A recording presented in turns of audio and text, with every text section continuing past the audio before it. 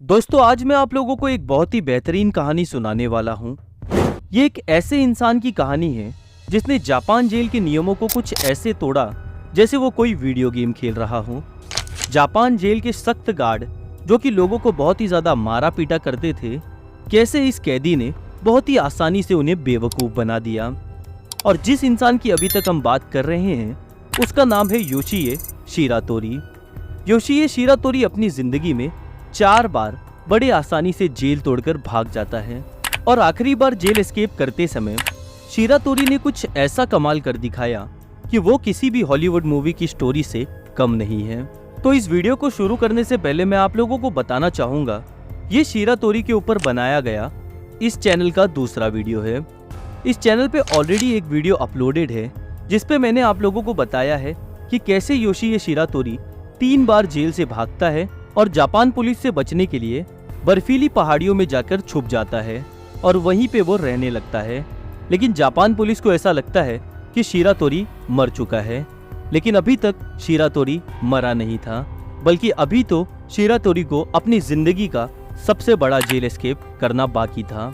तो मैं आप लोगों से रिक्वेस्ट करना चाहूंगा कि अगर अभी तक आप लोगों ने इस वीडियो का पहला पार्ट नहीं देखा है तो वो देख लें, उसके बाद इस वीडियो को फिर से देखें। तो शुरू करते हैं आज की कहानी। तो साल था 1946 का। जापान पुलिस एक इंसान को किसी के मर्डर के चार्ज में गिरफ्तार करती है और गिरफ्तार होने के बाद जब उस इंसान ने अपना पूरा नाम जापान पुलिस को बताया तो जापान पुलिस के भी हाथ पैर फूल जाते हैं। उस इंसान ने कहा कि मैं ही योशिए शिरातोरी हूँ, आप लोग मुझे पिछले 2 सालों से ढूंढ रहे हैं और 3 बार मैं जेल ब्रेक कर चुका हूँ। तभी जापान पुलिस फौरन ही शिरातोरी को रिमांड में लेती है और इसकी पूरी कहानी सुनने लग जाती है। शिरातोरी पुलिस को बताता है कि कैसे उसने अपने बाकी के 2 साल जापान की बर्फीली पहाड़ियों में बिताए। शिरातोरी ने बताया कि जब वो तीसरी बार जेल ब्रेक करता है और जापान पुलिस उसके पीछे लग जाती है, तभी वो पहाड़ियों की तरफ भाग जाता है। वहां का मौसम बहुत ही ज्यादा ठंडा था, लेकिन भागते भागते शिरातोरी को एक गुफा मिलती है। वो उस गुफा में जाकर छुप जाता है। फिर कुछ दिनों के बाद शिरातोरी उसी गुफा में एक आग जला लेता है। आग जलाने के बाद वो छोटे मोटे जानवरों को पकड़ता और उन्हें खाने लग जाता। शिरातोरी ने बताया कि उसका सरवाइव करना वहां बहुत ही ज्यादा मुश्किल था, लेकिन क्योंकि उसके पीछे जापान पुलिस पड़ी हुई थी तो वो बाहर निकलने की सोचता भी नहीं है। लेकिन जब उस गुफा में शिरातोरी को 2 साल बीत जाते हैं तब वो एक दिन फाइनली उस गुफा से निकलने के बारे में सोचता है। उस गुफा से निकलने के बाद शिरातोरी शहर की तरफ बढ़ता है और शहर की तरफ आने के बाद वो ये देखता है कि रोड पे अमेरिकन सोल्जर्स घूम रहे हैं। जापान के जो शॉप्स होते हैं उनकी बोर्ड्स पे जापानी शब्दों के साथ इंग्लिश शब्द भी लिखे हुए हैं। जापान देश की औरतें इंग्लिश औरतों के साथ घूम रही हैं। तभी शिरातोरी को एक न्यूज़पेपर मिलता है जिसमें उसे पता चलता है कि कैसे अमेरिका ने जापान के हिरोशिमा और नागासाकी के ऊपर एटॉम बम गिरा दिया था और अब जापान ये जंग हार चुका है और पिछले साल ही जापान ने सरेंडर कर दिया है। तब शिरातोरी सोचता है कि अब उसका जापान पुलिस से डरने का कोई फायदा नहीं है। अब वो आराम से अपने घर जा सकता है और अपने बीवी बच्चों से मिल सकता है, क्योंकि अब जापान में काफी ज्यादा बदलाव हो चुका है और अब अमेरिकन पुलिस का जापान के ऊपर ज्यादा हक है। तो शायद वो लोग शिरातोरी को भूल चुके होंगे। तभी शिरातोरी एक डिसीजन लेता है और पूरे 50 दिन पैदल चल के अपने घर की तरफ जाता है। लेकिन जब शिरातोरी का घर आने वाला था उसके पहले शिरातोरी को बहुत ही ज्यादा भूख लगी थी। तभी वो देखता है कि वहाँ एक टमाटर का खेत है। वो छुपके से उस टमाटर के खेत में घुस जाता है और टमाटर तोड़ के खाने लग जाता है। लेकिन जब शिरातोरी ये काम कर रहा था तभी उस खेत का मालिक यानी किसान आ जाता है और किसान शिरातोरी को चोर समझ लेता है और शिरातोरी के ऊपर हमला कर देता है। तभी अपने बचाव में शिरातोरी किसान का ही कुदाल उठा लेता है और किसान के ऊपर हमला कर देता है। शिरातोरी ने इतनी जोर से किसान के ऊपर हमला कर दिया था कि उस किसान की वहीं पर मौत हो जाती है। तभी शिरातोरी को ये करता हुआ कुछ लोगों ने देख लिया था और वो लोकल पुलिस को कॉल करके वहां बुला लेते हैं और शिरातोरी अपनी जिंदगी में चौथी बार गिरफ्तार हो जाता है। इस बार जापान सरकार और जापान पुलिस बिल्कुल भी रिस्क नहीं लेना चाहती थी, इसीलिए वो डायरेक्ट शिरातोरी के ऊपर मौत की सजा लगा देती हैं।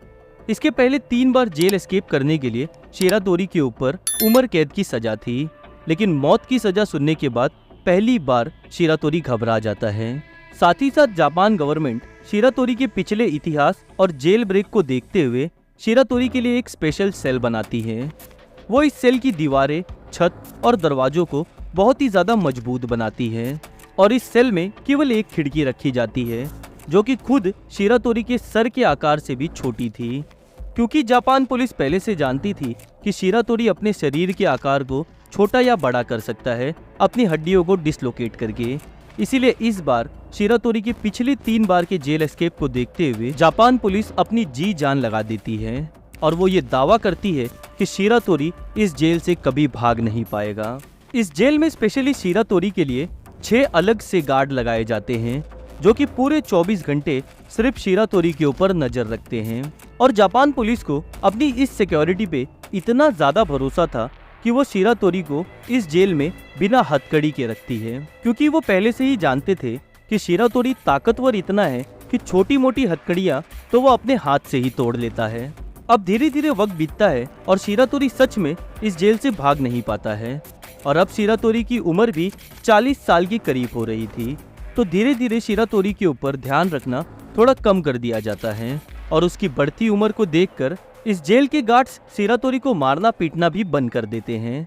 लेकिन शिरातोरी इतना ज्यादा चालाक और चतुर आदमी था कि बीच बीच में वो इस जेल की छत को ध्यान से देखते रहता। अब उसे देखकर वो गार्ड्स ये सोचते कि शायद ये छत की तरफ से भागने वाला है, लेकिन वो छत इतनी ज्यादा ऊंची थी कि वो गार्ड्स शिरातोरी का मजाक उड़ाया करते और वो उसे कहते कि अब तुम बूढ़े हो चुके हो, अब तुम इस जेल से भाग नहीं पाओगे और तुम उस छत तक तो कभी नहीं पहुंच पाओगे। इसीलिए उस छत की भी सिक्योरिटी और बढ़ा दी जाती है। अब कुछ महीने और बीतते हैं और शिरातोरी ने एक नई आदत बना ली थी। दरअसल शिरातोरी वक्त से 1-2 घंटे ज्यादा सोने लग जाता है। पहले पहले तो शिरातोरी को मारा पीटा और उठाया जाता है, क्योंकि जेल के नियमों के हिसाब से ये बहुत ही ज्यादा गलत बात है। लेकिन रोज जब मार खाने के बाद भी शिरातोरी समय पे नहीं उठता और 1-2 घंटे एक्स्ट्रा ही सोता, तब जेल के गार्ड्स भी शिरातोरी के ऊपर दया करने लग जाते हैं और वो सोचते हैं कि अब शिरातोरी की उम्र भी हो चुकी है तो इसे सोने दिया जाए। लेकिन एक दिन जब गार्ड्स शिरातोरी के सेल के पास से गुजर रहे थे तो वो देखते हैं कि शिरातोरी अभी भी सोया हुआ है। तो वो शिरातोरी के सेल के अंदर घुसते हैं और उसे उठाने की कोशिश करते हैं। लेकिन जब गार्ड्स शिरातोरी के चादर को हटाते हैं तो उनकी आंखें फटी की फटी रह जाती हैं, क्योंकि शिरातोरी वहां पे नहीं था। उसने बड़े ही चालाकी से अपने पहले जेल एस्केप की तरह अपने बेड पे तकियों को ऐसे लगा दिया था जैसे पता चले कि शिरातोरी वहीं पे सोया हुआ है, जबकि वो वहां से गायब हो चुका था। तो सबसे पहले गार्ड्स जेल की छत को चेक करते हैं, क्योंकि बार बार शिरातोरी छत की तरफ ही देखा करता था, तो उन्हें लगता है कि शिरातोरी छत से ही भागा है। लेकिन जब वो छत पे जाते हैं और वहां की चेकिंग करते हैं तो उन्हें पता चलता है कि शिरातोरी छत से नहीं भागा है। इसीलिए वो उसकी सेल की दोबारा से चेकिंग शुरू करते हैं और शिरातोरी के बेड को हटाने के बाद उन्हें वहां पे एक सुरंग मिलती है। तब उस जेल के गार्ड्स को ये समझ में आता है कि इतने दिनों से शिरातोरी उन्हें छत की तरफ देखकर बेवकूफ बना रहा था और रात को जब वो 1-2 घंटे एक्स्ट्रा सोता तब वो अपने बेड के नीचे जाकर सुरंग खोद रहा था। दरअसल एक दिन जब शिरातोरी को उसका खाना मिलता है तो वो उस खाने की प्लेट्स में से एक बाउल चुरा लेता है और उस बाउल को चुराने के बाद वो उसी बाउल की मदद से रात के समय अपने बेड पे तकियों को ऐसे लगा देता जैसे कोई इंसान सोया हुआ है और बेड के नीचे जाने के बाद अपने ही सेल में खुदाई करने लग जाता। लेकिन अब आप लोग ये सोचेंगे कि वो उस खुदाई के बाद होने वाली मिट्टी का क्या करता था। तो दरअसल उस जेल के गार्ड्स ने शिरातोरी के पहले के इतिहास को देखते हुए उस सेल की दीवारें, दरवाजे और खिड़कियों को तो बहुत ही मजबूत बनाया था, लेकिन वो जमीन को देखना भूल ही गए। दरअसल किसी भी सेल की बेस को अगर लकड़ी और मिट्टी से बनाया जाए तो लकड़ियों के बीच में थोड़ा सा गैप जरूर रखा जाता है ताकि लकड़ियों पे दीमक ना लग जाए और वो लकड़ियां सड़ ना जाए। और ये वक्त था 1950 का, तो काफी पुराने तरीके से इस सेल के बेस को भी बनाया गया था। और खुदाई करते समय शिरातोरी को जो मिट्टी मिलती वो उन मिट्टियों को इन्हीं लकड़ी से बने स्पेस में छुपा दिया करता और वापस सुबह होने के बाद अपने बेड पे आ जाता और सोने लग जाता था। अब इस काम को करते हुए शिरातोरी को कई महीने बीत गए थे और वो धीरे धीरे इस सुरंग को और बड़ा और लंबा करने लग गया था। और फाइनली एक दिन शिरातोरी इस सुरंग को इतना बड़ा बना लेता है कि इस सुरंग का एग्जिट इस जेल के बाहर निकल जाता है और बड़े ही आसानी से शिरातोरी चौथी बार अपनी जिंदगी में जेल ब्रेक करके भाग जाता है।